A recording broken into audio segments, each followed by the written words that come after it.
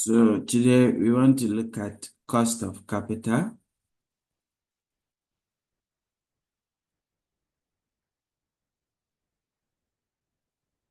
and capital structure.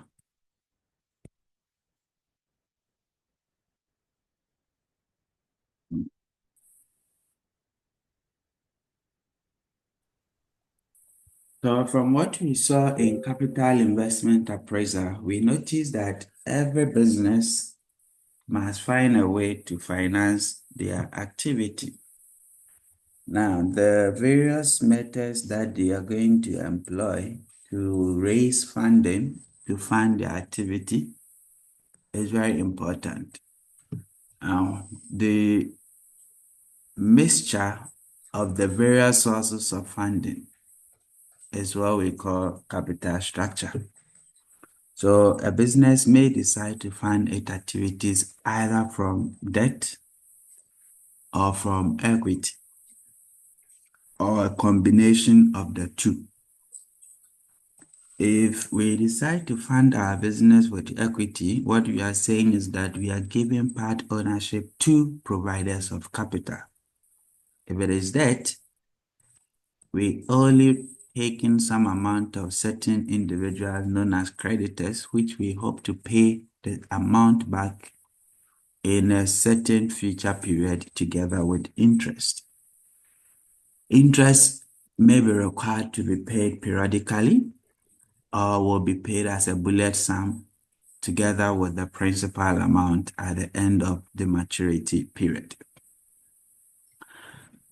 The providers of capital will always require that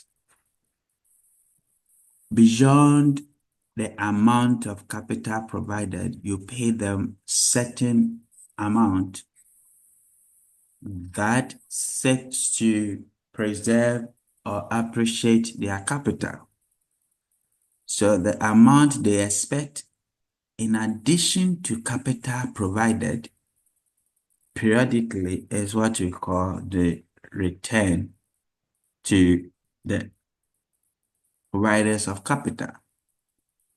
And this return to providers of capital is what you are referring to as a cost of capital to the company. The cost of capital basically is the expected return by providers of capital that is paid by the firms. So any amount paid on the capital received to the providers of capital or is expected by the providers of capital in excess of how much they contributed, either debt or equity, is the cost of capital. With this understanding, then we know that every source of capital that we employ comes with some form of cost. And therefore, we need to be able to calculate the cost of capital associated with each source of capital. Like we have indicated, you are either financing the project or the business with debt or equity. However, equity can be classified also into two. Same way debt can also be further classified into two. So equity can be classified into preference and ordinary. Preference equity, where the providers of capital is given some preferential treatment. Example, they are paid first when we have to pay dividend. They are first to be paid dividend. They do not have voting rights. In times of liquidation, they are paid first before the ordinary equity holders. By nature, preference equity is presumed to be a hybrid instrument. A hybrid instrument because it's got the characteristics of both debt and equity. So you notice that because of the preferential treatment, providers of such capital are entitled to a constant return, and that is dividend. So dividend is constant with over perpetuity. That makes it look like a debt, because for debt, irrespective of return that is made, your interest is always constant. We do not say because you made 20,000 profit, so we should pay more interest, or we made a loss of 5,000 profit, so we should pay less interest. It's constant. So that makes it look like debt. However, it is a form of right of ownership, which therefore do not have a maturity period. Providers of preference equity, to a large extent, do not expect to receive the capital contributed, because it's an equity instrument, it's a right of ownership. If you want to get your money back, you can at best go to the secondary market, and it's on the secondary market that you can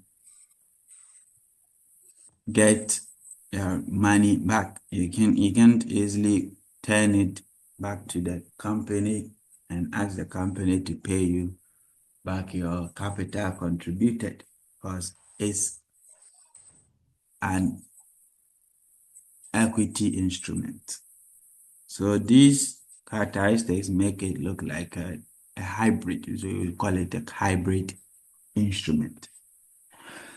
So as we mentioned, the cost of capital is the return expected by providers of capital. So if I am buying a preference equity and I expect a constant dividend on it, then the cost of capital in monetary terms is the dividend that we expect to pay to providers of the capital, the provider of the preference equity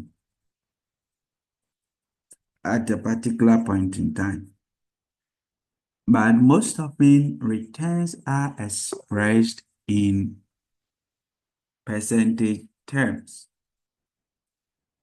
Okay, so you express the dividend you expect to receive as a percentage of current price, and that gives you the return of preference equity. So RP, which is denoted as cost of preference equity or return to preference equity holders, can be computed as, in monetary terms, you are expecting to receive dividend. And given that the dividend is constant and will not change into perpetuity, you scale the dividend by price as current price. Okay, and so this gives you cost of preference equity. Then we have ordinary equity.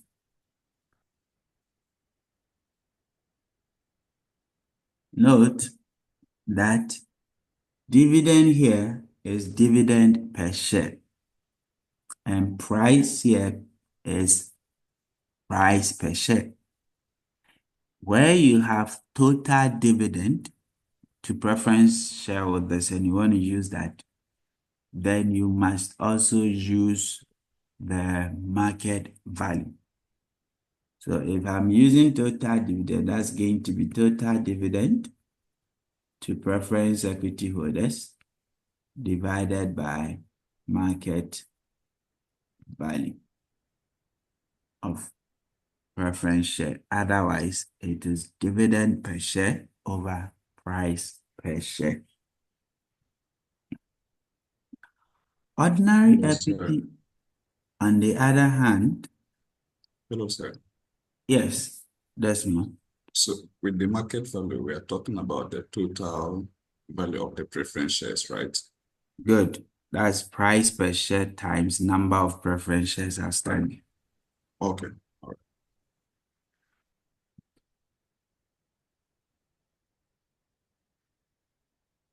The ordinary equity, on the other hand, is a form of equity that the holders of this equity are deemed to be the residual owners of the business.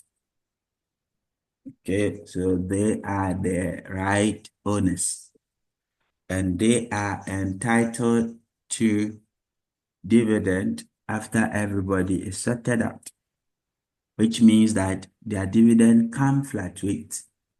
It can be constant depending on the policy of the organization. It can grow at a particular constant rate, or it can have a variable growth. Providers of ordinary equity capital have voting rights at AGM. They make decisions for the business, and this is because they hold a large risk. And if we have to make decisions, given that they are the residual owners, they would have to make the decision. Because in an event where the business is winding up, they are the last people to be sorted if there are any resources left. Otherwise, they get nothing. And if it is not a limited liability company and it's an unlimited liability company, the debt of the company may extend to their personal resources. And for that matter, they have voting right. So, given that the return to the providers of ordinary equity is not constant as we have in the case of preference equity, we look at the various scenarios. To calculate return on preference equity, there are two main models that one can use. We have the dividend model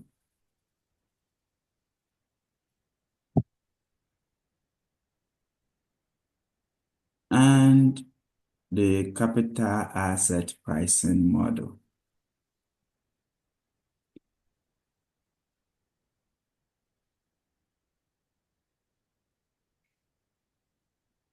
Okay. So, cost of ordinary equity capital is denoted by RE. A dividend model is where we determine the return to equity holders solely by looking at the dividend that they are receiving. So we compute the cost based on dividend, just like what we have in the preference equity. So it can be a policy of an organization to pay a constant dividend to ordinary equity holders. If the firm has such policy, then it means that cost of ordinary equity, RE, can also be determined as dividend over price. So that's dividend to ordinary equity holders over price per share of ordinary equity. And this is where the firm has a constant dividend model policy. Then they can also have what we call a constant growth dividend. So with constant growth, they have a policy that every year we expect that the dividend will grow at a certain constant rate. Okay, it will grow at a certain constant rate. In that case, the cost of ordinary equity is calculated as dividend in the future, so that's D1 over current price plus the growth rate. D1 over current price plus the growth rate. Now, at this level, it is important that you know how to calculate the growth rate. Okay. There are two main methods that we can use to calculate growth rate. We can calculate the growth rate using the arithmetic method, which is basically the normal simple average mean of the growth over the price of rent. What you do is, if you have series of dividends in the past, you can simply calculate the percentage change in the dividend and then add those percentage changes divided by the number of years percentage change that you've added together. That gives you the growth rate.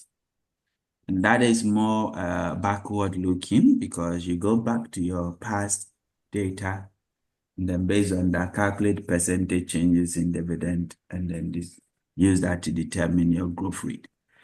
Or you can use the geometric, okay, growth rate, where you compute your growth rate G as the nth root of dn, current dividend over dn r minus 1.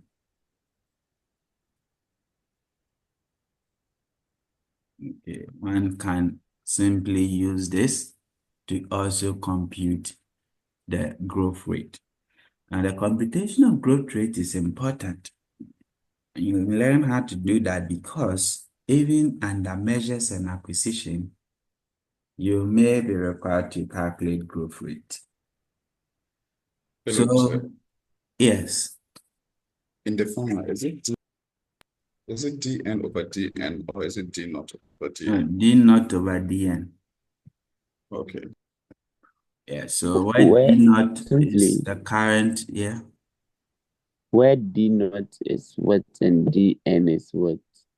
Mhm. And then What the I was coming to. one, is it in the square root or? No, it's not in the square root. It's outside the square root. D naught is the current dividend and D1 is the initial dividend. So for example, I give you 5 years dividend.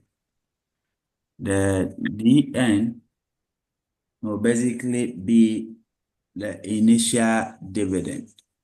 Okay, that should be year 1. And the D naught will be the dividend in year 5, because that is where we are now. We are in year 5. But the past data is from a particular year till now. So the now is the D naught. The DN will be the initial dividend.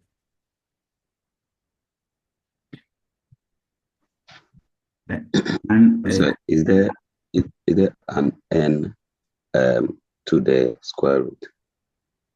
an end. Yes, the And nth root is not square root, it's nth root. okay, that's all. Please, I'm sorry, but my network went off for some time, and I heard you say that you can use growth rate also. Please, what else can you? What you said before the growth rate? I beg you, just tell us more. Honestly, cannot remember what I said before that, Okay. but I will send you the recording. Okay, sir. Thank you. Yes. So the other form we can write this is this. So that's D naught over dn raised to the power 1 over n, or minus 1. Okay. Please, the PO. Okay, you have listened to the recording. Thank you. Then we have what we call sustainable growth rate. Sustainable growth rate. Okay. So sustainable growth rate is where we want to predict growth rate based on some expected return on equity and the retention ratio.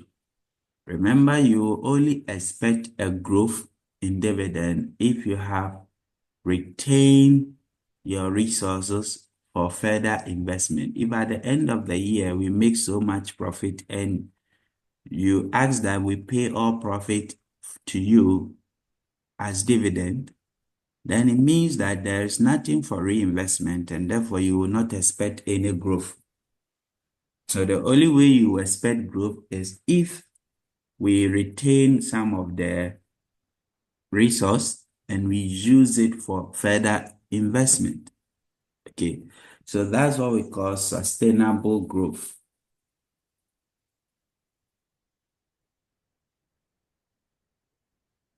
And with that, your growth rate is computed as return on equity times retention ratio.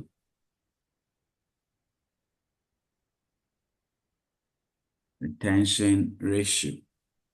And the retention ratio is basically retained earnings expressed as a percentage of total earnings. Okay. Or it can be calculated as 1 minus the payout ratio. Okay. And so payout ratio is the percentage of our total earnings paid as dividend. If you subtract that from 1 or 100%, that will give you the retention ratio. You multiply that by return on equity, then you have the growth rate called the sustainable growth rate. So let's take note of that. Mr. Kingsley, Yes, sir. please, the dividend growth or the growth rate, is Mhm. it in relation to the growth in dividend we are paying on the growth of the business? So in certain cases, we equate growth in dividend to growth of business. In some cases, we are simply looking at growth in dividend, and it's an organizational policy.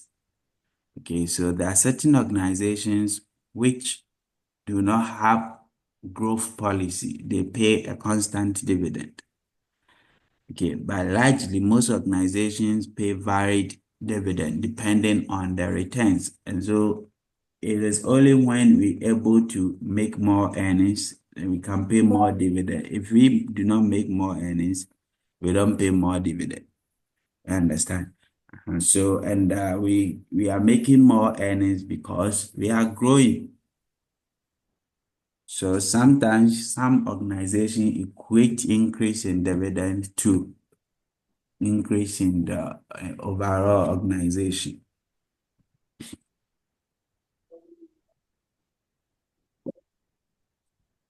Okay, thank you. Right.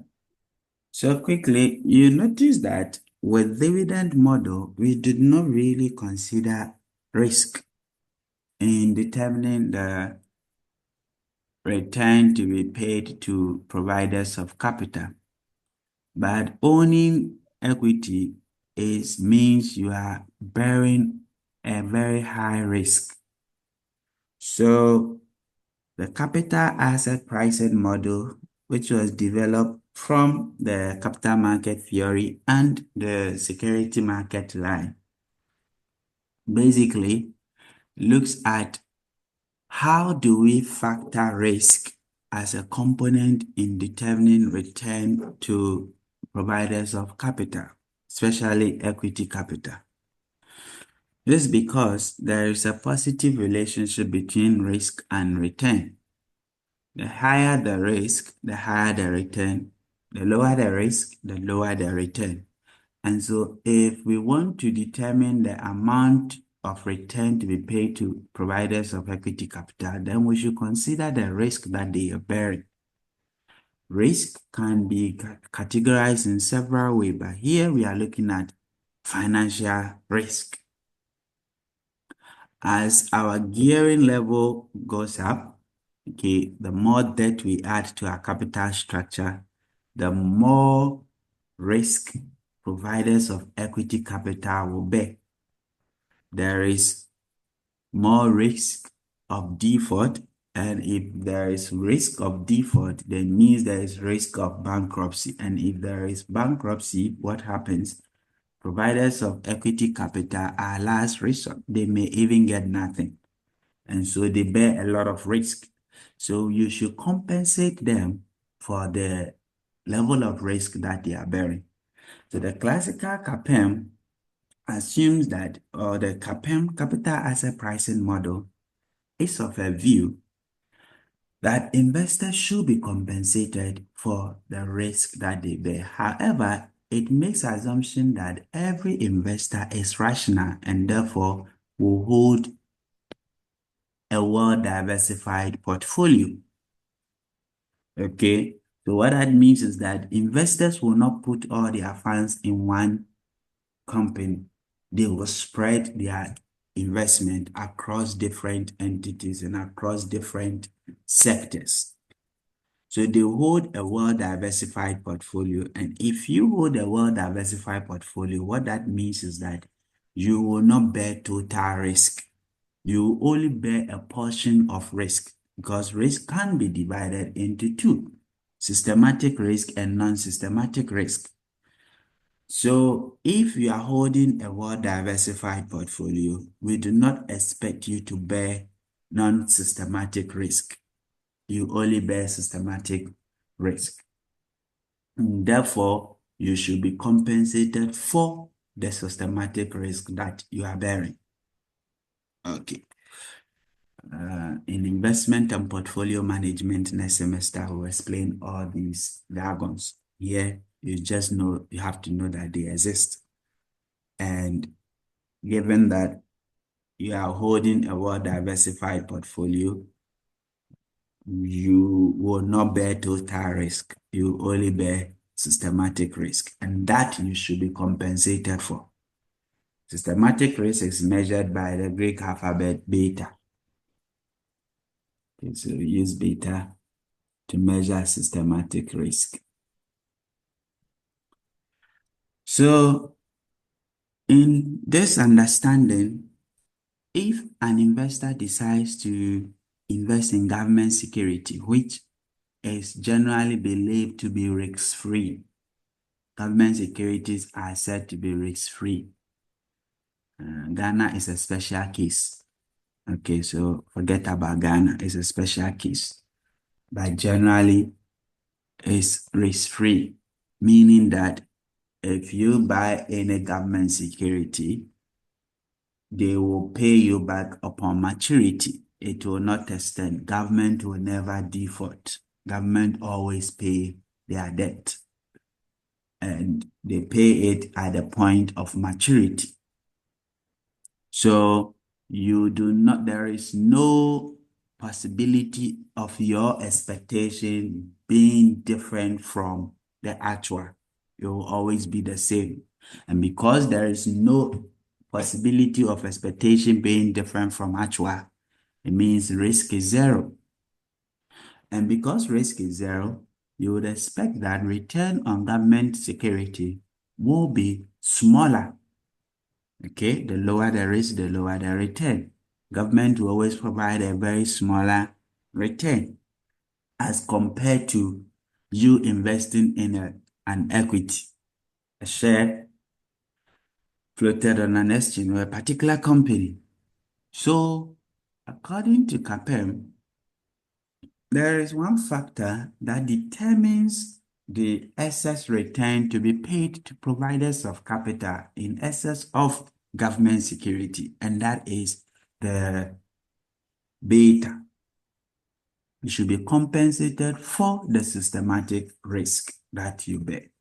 Okay, so your cost of equity should be computed as return on government security plus any excess return that compensates you for the systematic risk that you bear. Beta times market return minus risk-free rate. The difference between market return and risk-free rate is called market risk premium.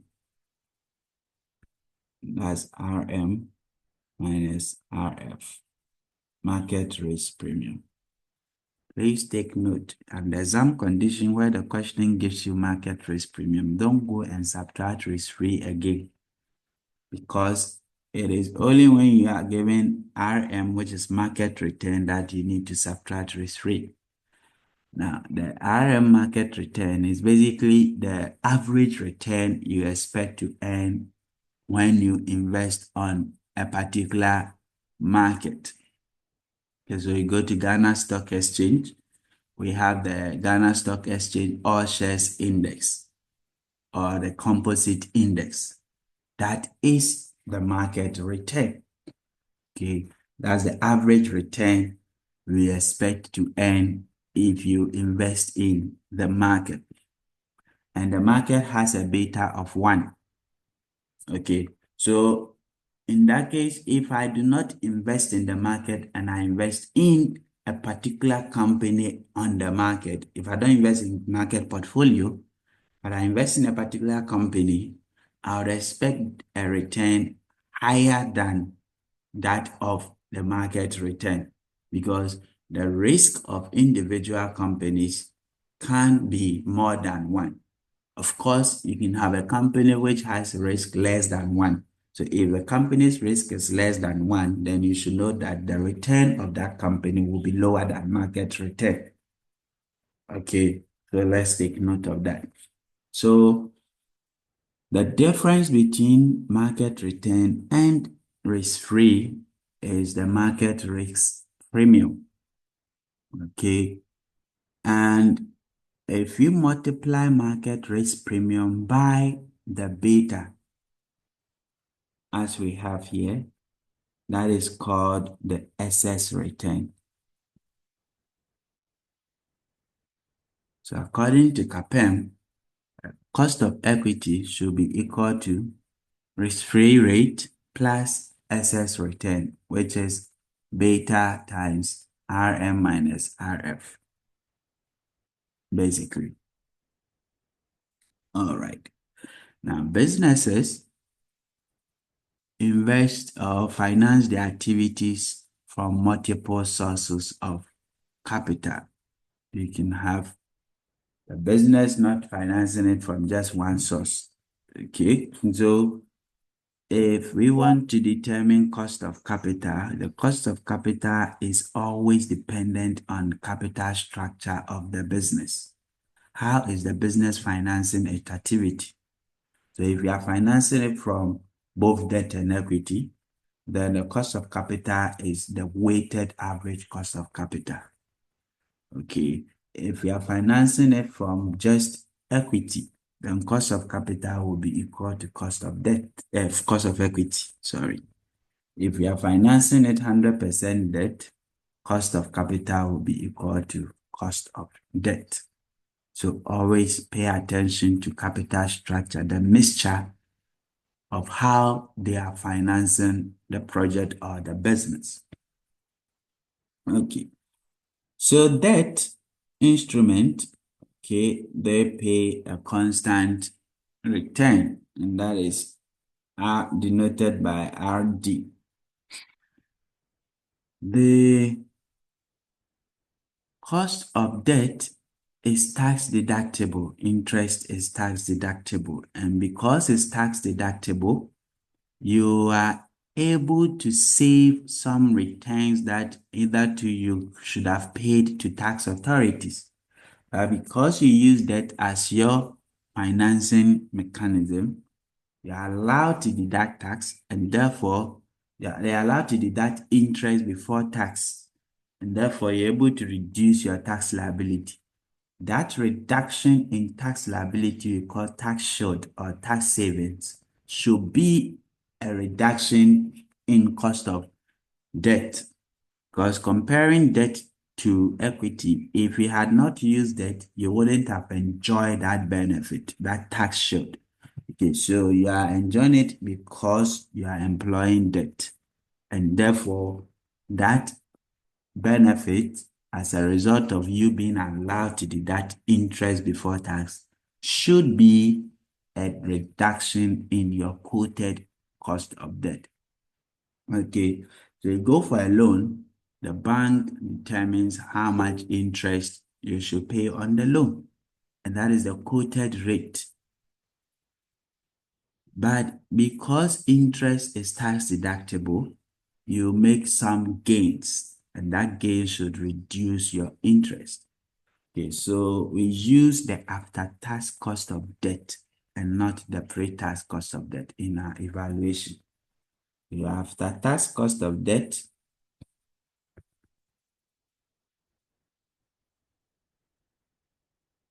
if I denote that by RD, should be equal to the pre-tax cost of debt. If that is denoted by RK, multiplied by 1 minus T. Okay, that's KD times 1 minus T. So this gives you your pre-tax cost of debt. Your pre-tax cost of debt. Is the K. Kingsley, If you multiply that by 1 minus T, then you get your after-tax cost of debt. Yes. please, the PRE, I can't see what is written. Pre-tax. Tax. Sorry. TAX. Okay, chat. Pre-tax Thank you. cost of debt.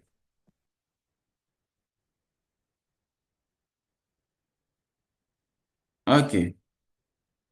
So if we're good with that, then the last thing is the weighted average cost of capital, okay, which basically look at the proportion of each source of capital multiplied by the cost of capital. Then we add all of them together. Okay, so your WACC is the value of equity over equity plus preference share plus debt times cost of equity, RE, plus D over E plus P plus D times cost of debt. If I use cost of debt as an after-tax cost of debt, plus P over E plus P plus D times RP. So this gives me my weighted average cost of capital. But where RD is a pre-tax, then we need to, in place of RD, we put KD times 1 minus T there. Okay. All right. I have posted some questions on the Telegram page on cost of capital and capital structure, so you can access that. Let's look at it. Yes, Godson. Yes, Ken, can you please go over the WACC formula again, please? Right. So that's the weighted average cost of capital, WACC.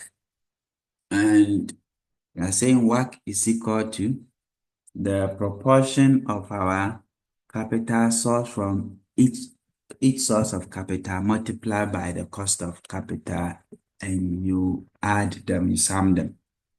So the first part, we are looking at the percentage of our total capital source from ordinary equity. And that is E over E plus P plus D. Now, these values may either be a market value or a book value.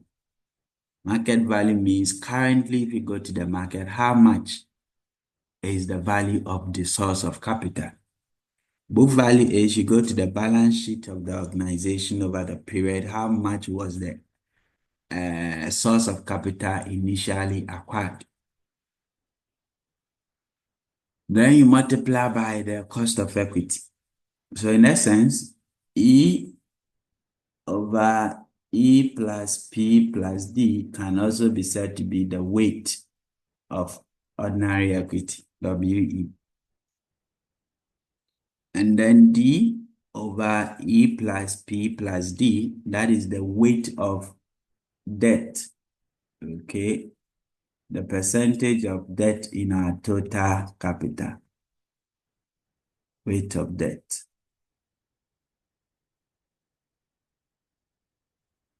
Then the last one is the weight of preference equity. One may also weight the various sources of capital using what we call a target capital structure. I'll explain that with example. Okay, any question?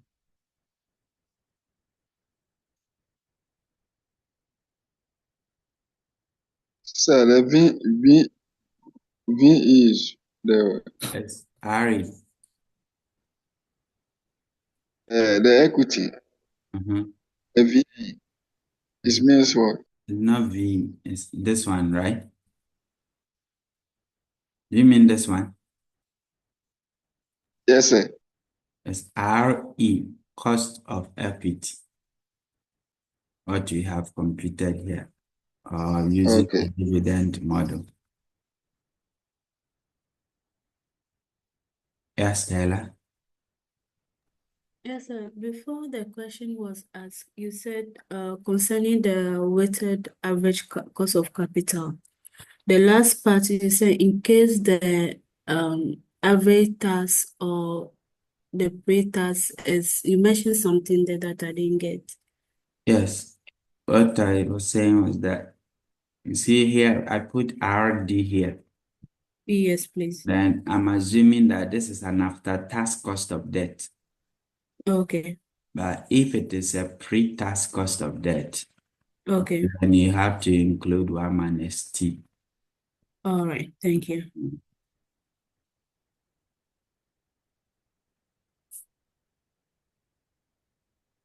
Yeah, Jerry, go on. Yes.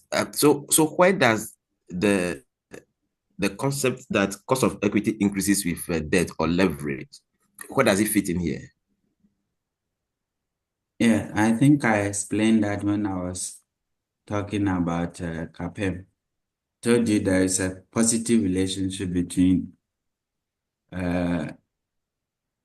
risk and return, isn't it? And I mentioned that as you gear up your capital structure, as you add more debt to your capital structure, the risk to equity holders will be increasing, and that will lead to the return on equity to also increase. So that's that.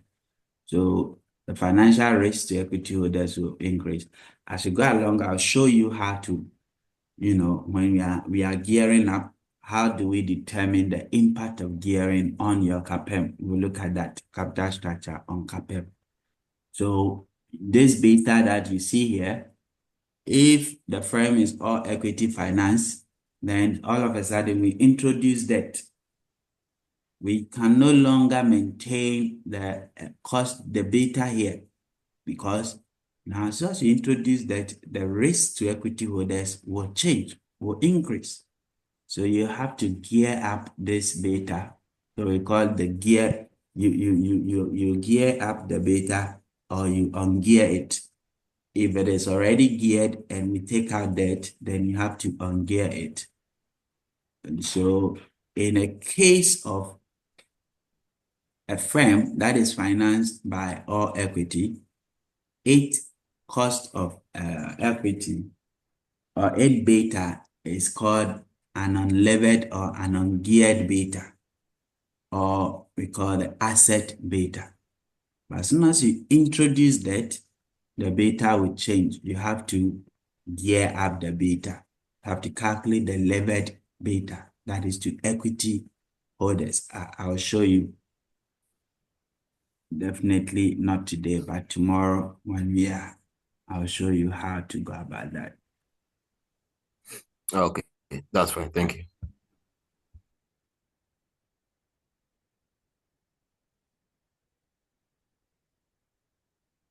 All right, so let's look at question 1 on that set. So it's pretty much a very simple question. Very, very simple. Okay. So the management of Benzo Oil Palm Limited is considering additional capital for possible expansion into the West African sub-region. However, many of the institutional shareholders are concerned about the potential impact of additional finance on the company. Before the board will approve management's proposal, there is the need to assess the current capital structure and the associated costs. The board of Benzo has requested for information on the current cost of financing of the company. As head of the finance team, the chief executive officer has also requested that you furnish him with the needed information requested by the board. You have been provided with the following information about Benzo Oil Limited as at 31st December 2021. Issued share capital of Benzo Palm is 500 million, and it comprised with 1,250,000 ordinary shares. Benzo Oil Palm Limited is a quoted company and its current share price is 250. The dividend paid for the current year was 50 per share and a beta of 1.5. Given the adverse impact of COVID-19, dividends are expected to decline at an annual rate of 8%. The retained earnings of Benzo were 100 million. Benzo Oil Palm Limited has issued a redeemable preference share for a value of 150 million. This consists of 625,000 preference shares. Total annual dividend to preference shareholders is 12.5%. The last traded price of preference share was 250. Irredeemable non-quoted long-term borrowings of Benzo Oil Palm were 150 million with annual real interest rate of 21%. The market value of its debt stock, which is not redeemable, is currently valued at 175 million. The company pays income tax at a rate of 30% per annum on its profits, with inflation estimated at 3% per annum. The following information is worth noting. The return on GSE All Share Index as of 31st December 2021 was 18%, while the government of Ghana 1-year note traded at a rate of 8%. Required. Estimate the following. 1. Any capital gain or loss on the share of Benzo as of 31st December. Cost of ordinary share capital using the dividend growth model. Cost of preference share capital. The nominal cost of debt. The weighted average cost of capital at market values.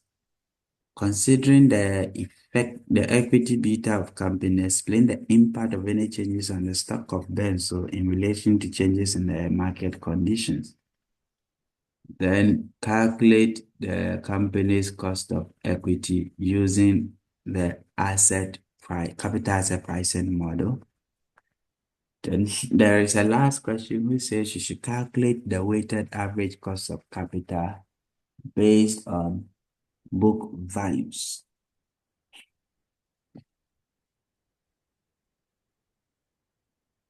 Okay. I believe this is a very simple question and everybody can do it.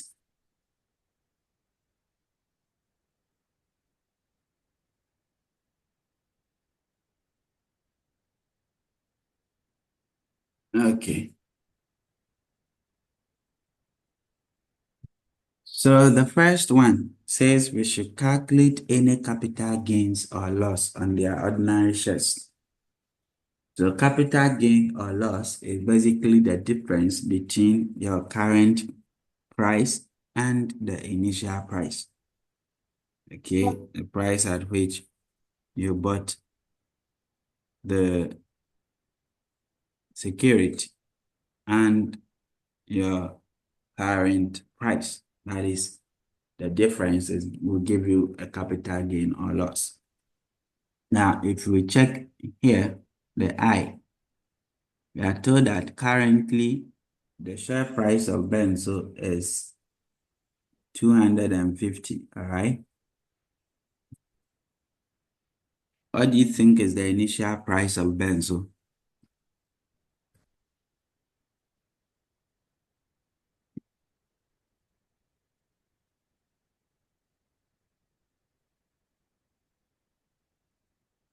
Yes.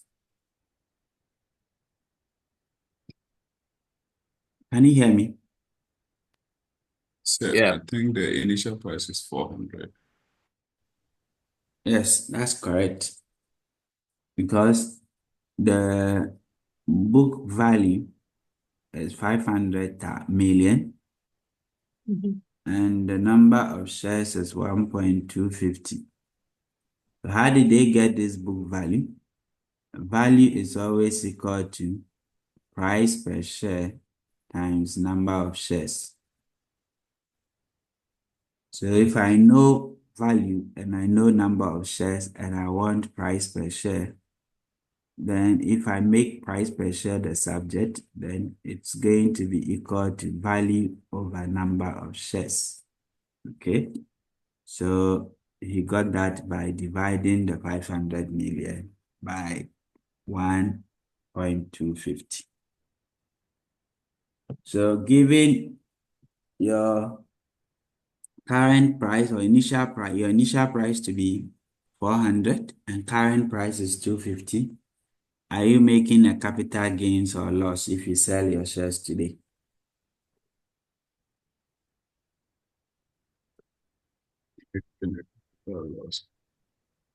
I'll be making a capital loss. Okay.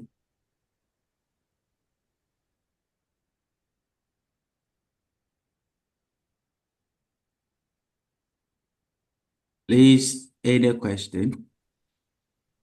Please, yes, sir, please. Miss, my network was disturbing, so you can try check it from there. Please, can you go over the I for me?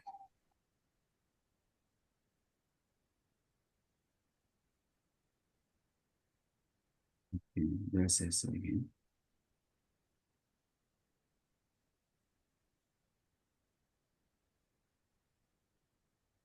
Okay.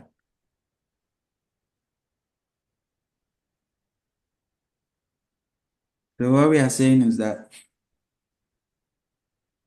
capital gain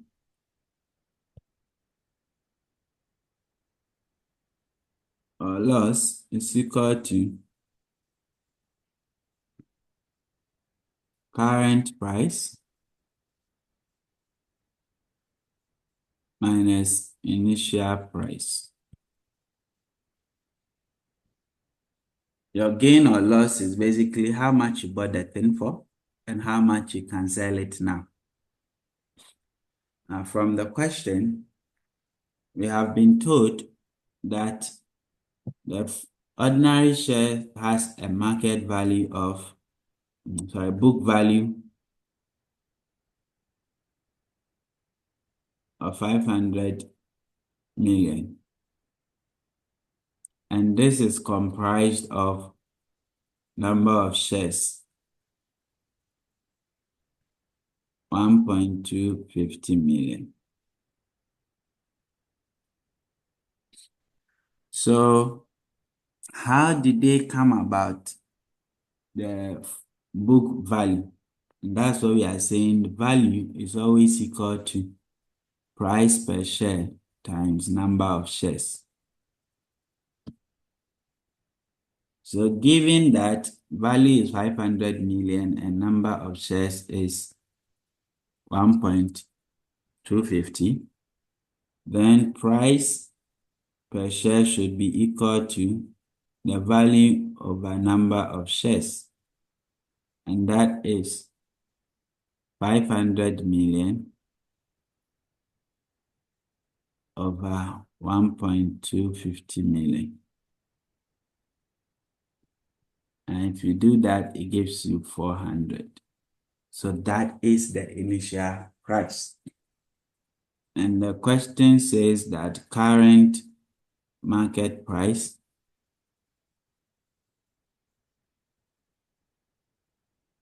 is equal to 250. So our capital gains or loss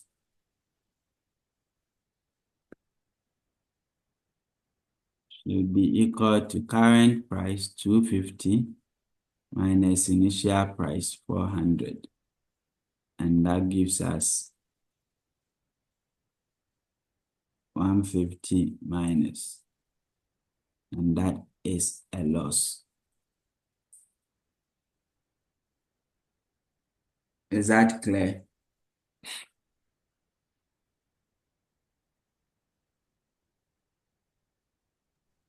Yes.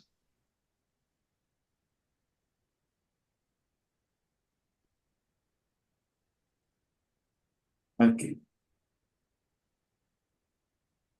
II says we should calculate cost of ordinary equity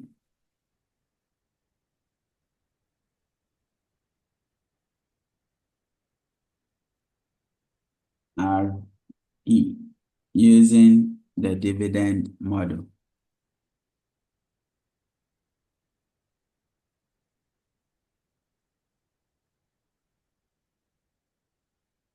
Now, if we are using the dividend model, we have to look at whether it's a constant dividend or a constant growth dividend.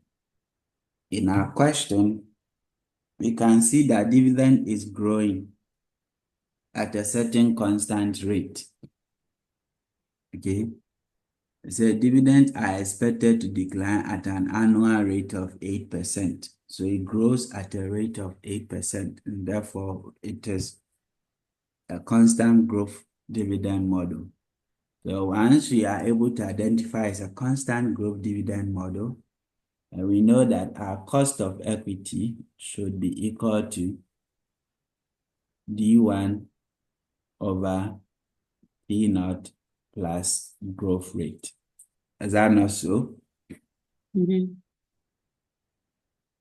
Now, if you read the question, they tell us that the dividend paid for the current year was 50 per share. Dividend paid for the current year means that that is D0. That's current dividend, 50. By our model, we need D1. How do you calculate D1? D1 is equal to D0 times 1 plus growth rate raised to the power 1. That's D1. If I want D2, the same thing raised to the power 2, and that order. So this is going to give us 50 times 1. But there's something interesting that the question mentioned. They said, due to the adverse impact of COVID-19, dividends are expected to decline at an annual rate of 8%. So it is growing, but it's a negative growth. Okay? It's a negative growth and not a positive growth. So this is going to be equal to 1 plus minus 8%. Because dividend is expected to decline. So it grows at a negative rate. Divided by your price, which is 250. Given that dividend is declining, so you have plus minus 0.08. So what will you get as your cost of ordinary equity?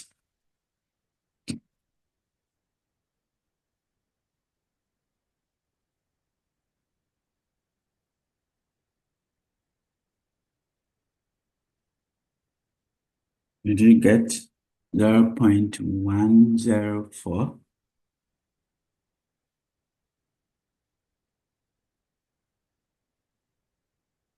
Please punch some, take your calculator and punch some. Don't wait for the answer to punch. So it's going to be 50 times 1 minus 0.08 over 250 minus 0.08. What would that give you? It should give you 0.04. 0.104, yes. That's 10.4%.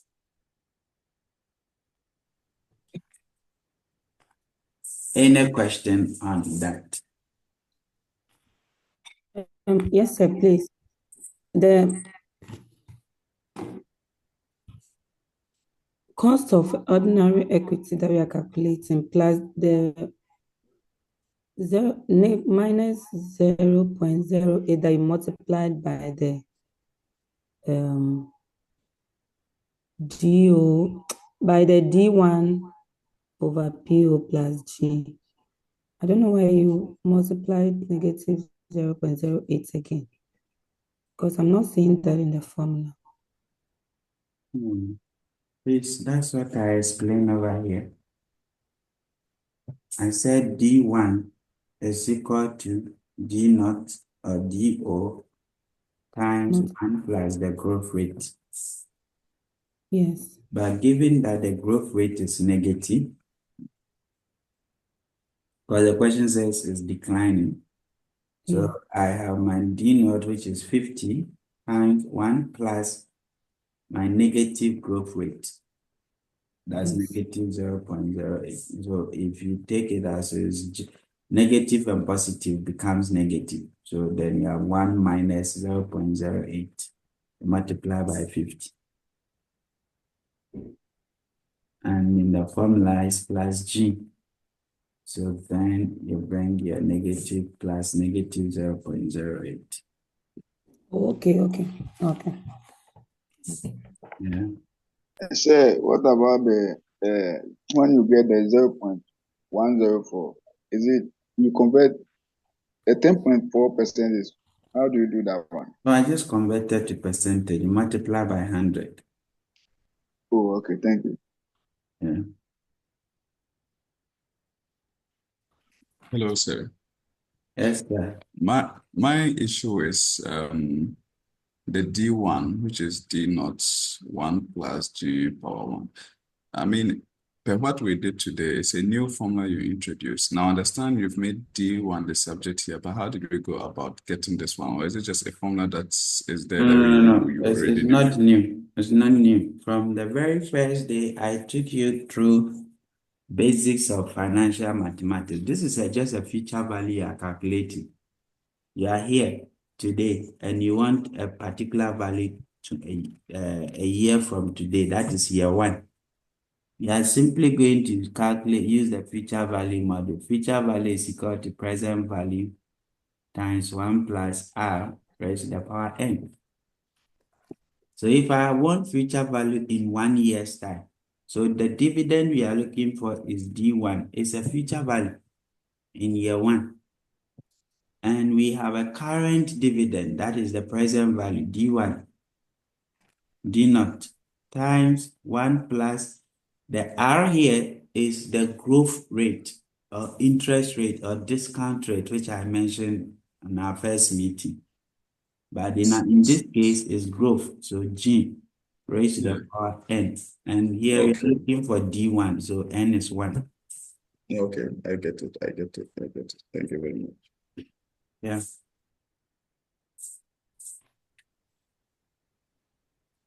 All right. Sir Kingsley, Yes, madam. please, I don't know if you could help me with the calculation because when I do, I'm not getting the 10. I'm rather getting 0.092, Okay. which So, is negative. so do it small. You can just have 50 into bracket 1 minus 0.08. Whatever you get, then divided by 2. Divided by 250. Then whatever you get minus 0.08. Do that way. Let's see what you get.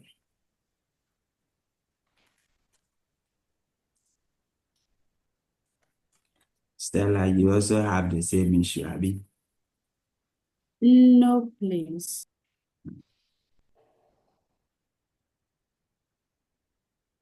And I see now, do you have it? Please, I'm on it. You go ahead there. Okay. Okay.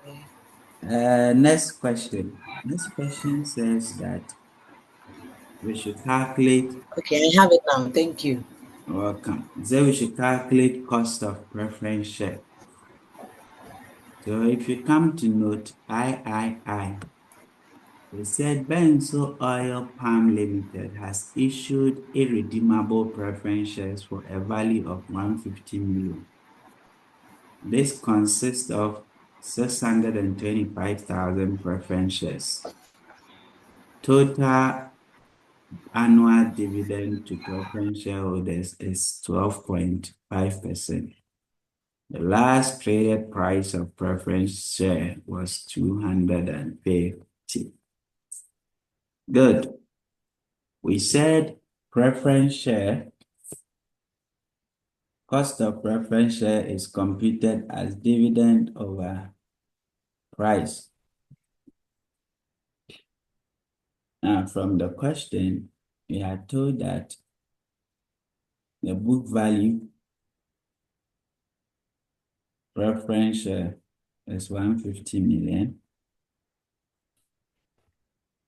Number of preference share is 625,000. Sorry. It's 625,000, right?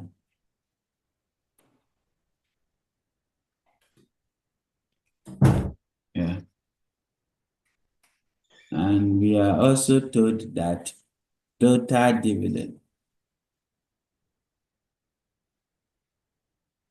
is equal to 12.5%.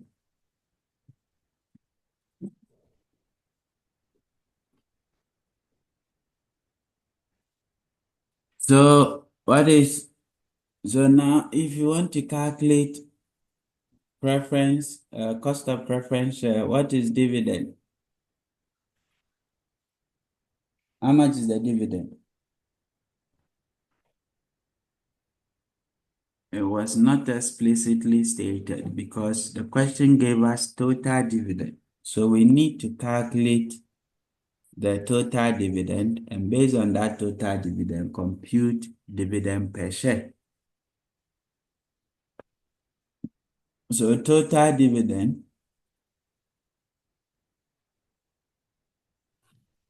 which is equal to the total dividend percentage, 12.5%, multiplied by the value of preference share, 150 million. All that give us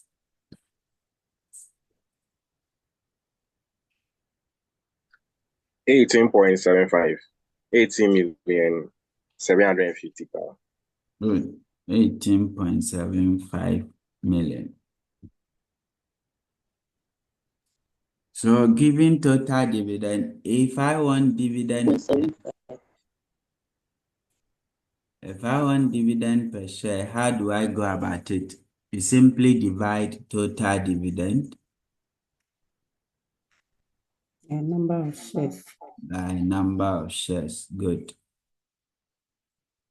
So we have 18.75 million over number of shares, 0.625 million. So is this 635,000 that I've converted to million? So that's why I'm using 0.625. Otherwise, you can write the 18,750,000 in full divided by 625,000. What would that give you?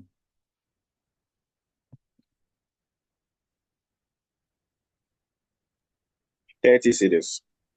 30 cedis. So dividend per share is 30. So now we can calculate our cost of preference share to be dividend, which is 30 over price 250. And that will give us 0.12, 12%. Do you understand?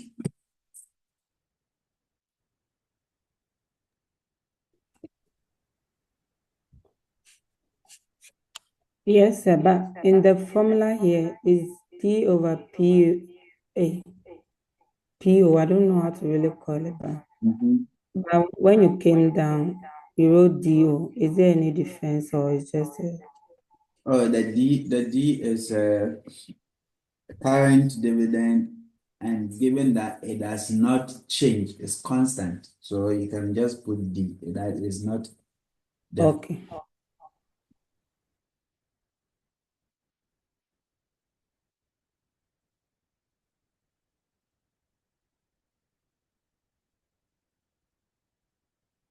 Okay. The next question says the nominal cost of debt. Nominal cost of debt. Good. So, Kingsley, one question. yeah, go ahead. So if the last traded price was not given, that means we should have worked out the price of the preferences and use that instead.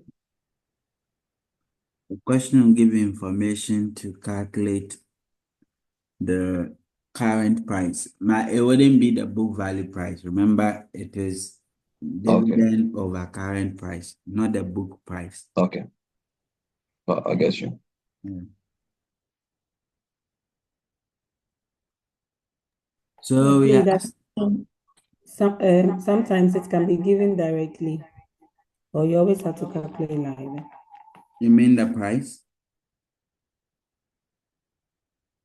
I mean, examiners have different ways, so it depends on the outcome, the learning outcome. Okay, so the learning outcome here is to be able to calculate cost of preference share.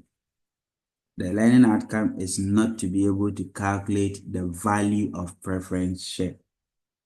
That is something you did under financial management. Okay, so under financial management, when you did share valuation, you learn how to calculate value of ordinary shares, value of preference shares. But here we are looking at how to calculate the cost of it. Okay, so you will not be asked to calculate price because that's not the learning outcome.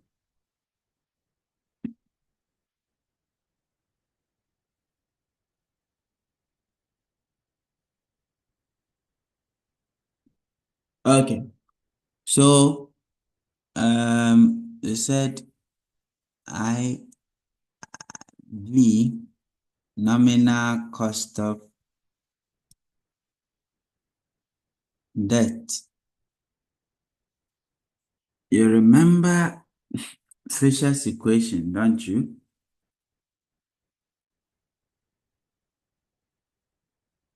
Do you remember Fisher's equation?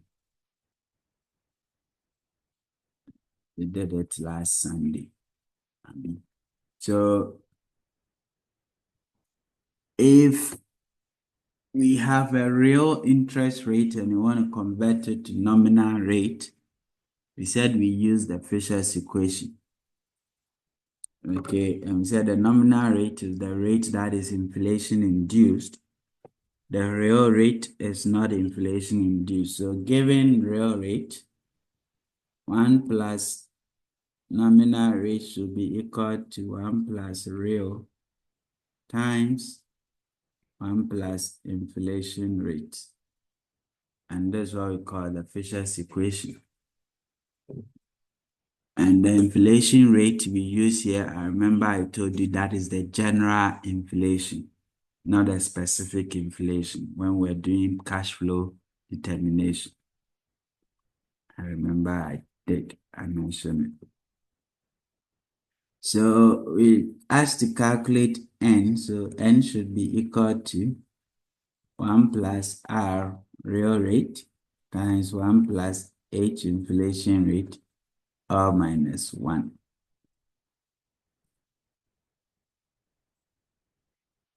From the question, we are told that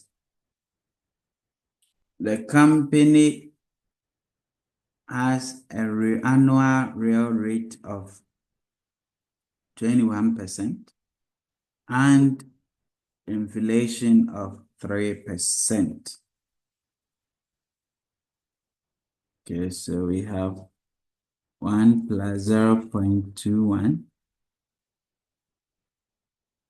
times 1 plus 0.03 or minus 1. What would that give you?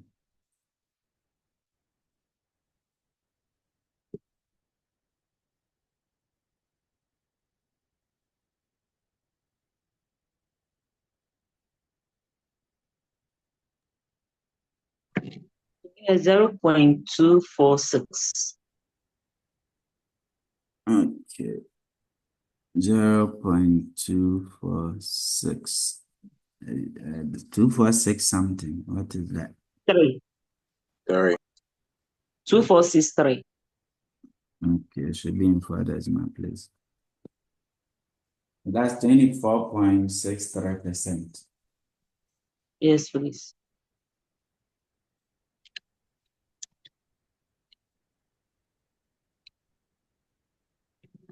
These are very, very simple questions. Hello. Yes, So please, where did you get the real rate? it's in that question. They said. Yes, my question is very small. You said? I couldn't find it. I'm looking through my phone and I've not printed it out. So Look at the note IV. It said irredeemable non-quoted long-term borrowing. okay. Okay. Have you found it? Yes, please. Thank you. Okay.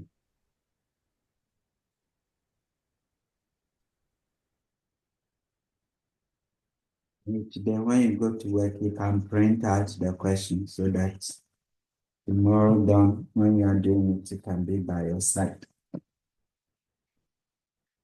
Okay. The next one says we should calculate the weighted average cost of capital at market values. I like that. So we learned that weighted average cost of capital should be equal to the value of equity over equity plus debt plus preference share times cost of equity plus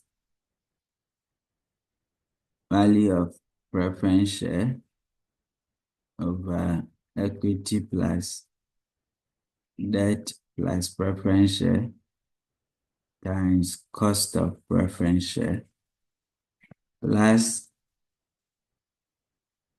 debt over equity plus preference plus debt times cost of debt In our question so far, we do not have an after-tax cost of debt. What we have is a pre-tax cost of debt. So I multiply this by 1 minus t. But if in this case here, we had continued to calculate the after-tax cost of debt, then you just simply bring that without the 1 minus t. So we are to determine WACC based on market values. So we need to calculate market values of the respective sources of capital. So first off, equity. What will be the market value of equity? Is the current market price times number of shares. And we are told that current price is 250 times number of shares is 1.250 million. So what will be the market value of ordinary equity?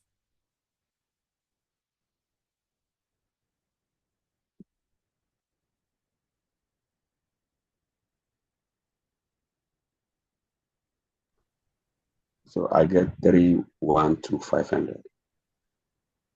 312,500,000. Yes, sir.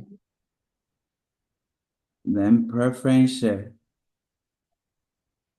Preference share, we have also current price is 250 times the number of shares, 625,000.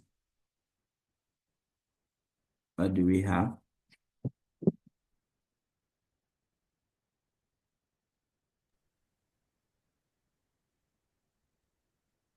One five six 250 million. 106,250,000.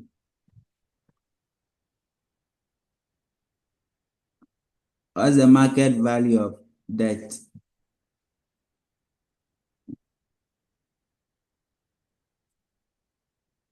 Question gave it to us. You don't need to calculate that. They said the market value of its debt, which is not redeemable, is currently valued at 175 million. Have you seen Yes, sir. Good. So, to reduce your burden, instead of repeating everything here in your model, you can actually compute E plus P plus D. And that will be 312,500 plus 156,250 plus 175,000. What would that give us?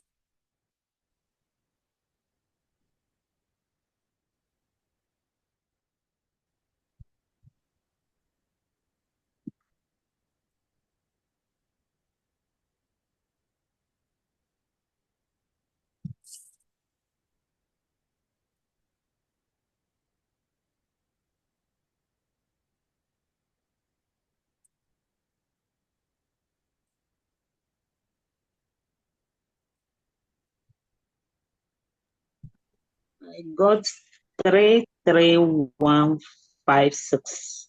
No. So I got 643. 33156. 643.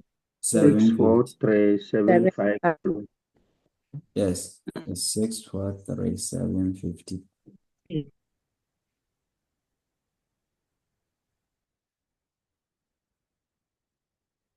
So now we have the total. We can just put everything back in the model to calculate WACC. So WACC should be equal to equity is 312.5 over 643.75 times cost of equity.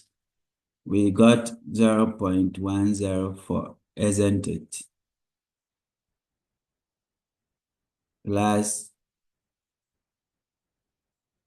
156.25 over 643.75 times 0.12 preference share plus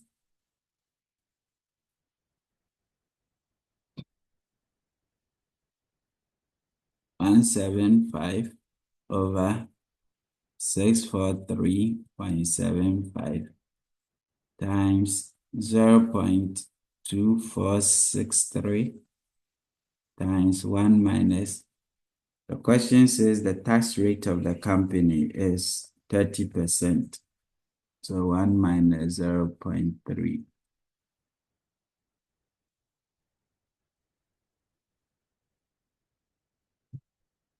So that is your weighted average cost of capital.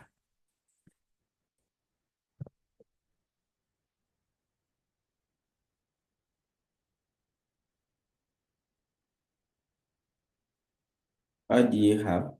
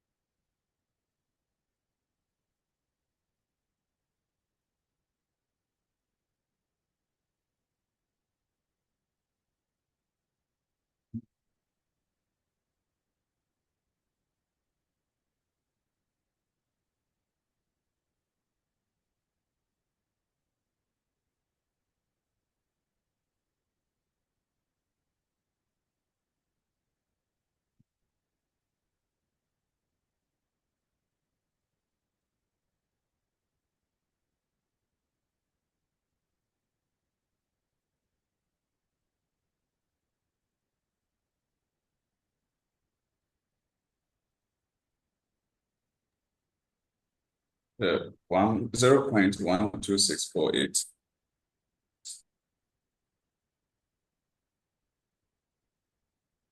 Zero point 12648.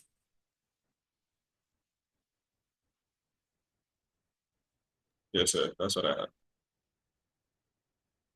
I got 0.44.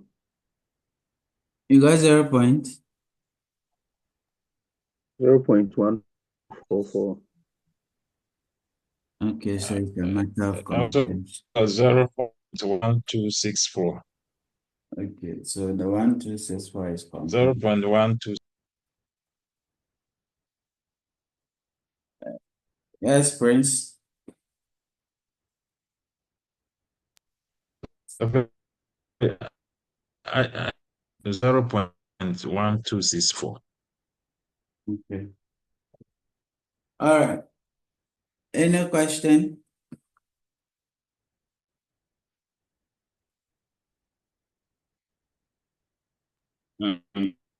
So with this one, given that we are supposed to leave it in 4 decimal place and it was 648, shouldn't we round it to make it 65?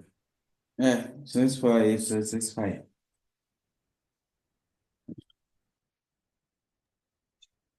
So are we always in 4 decimal places? Yeah, on the regular, you should keep it in 4 decimal places unless it's money. Money should be in With the discount factors but discount with the discount factors, factors and everything. also discount factors are a special case scenario. Yesterday I said that one is always in 3 decimal places. Right. Okay. Yeah.